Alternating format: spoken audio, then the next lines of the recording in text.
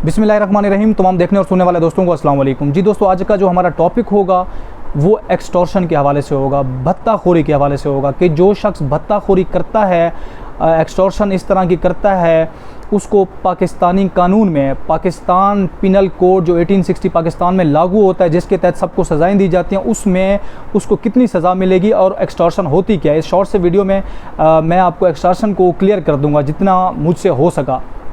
तो दोस्तों चलते हैं अपने लेक्चर की जानिब।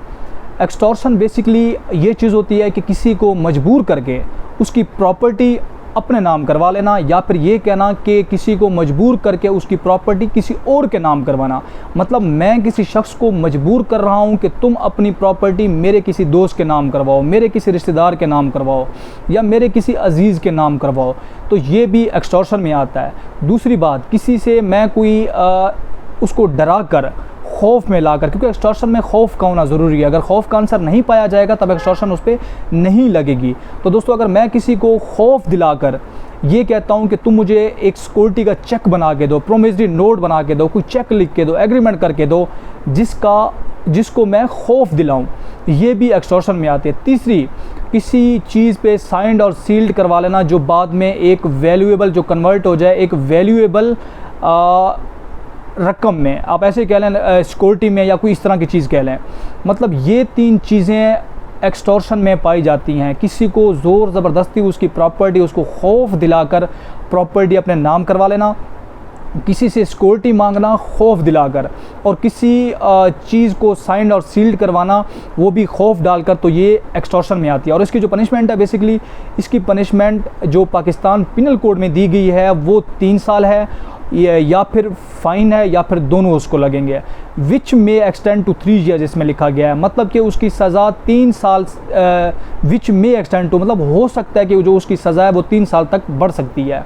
अब दोस्तों, एक्सटॉर्शन की दूसरी जानिब चलते हैं कि इसमें था सिंपल चीज़ें थी, अब थोड़ा इसमें जाके कुछ शिद्दत भी इख्तियार कर जाता है। वो क्या है वो मैं आपको बताता हूँ। इंजरी का है इसके बाद।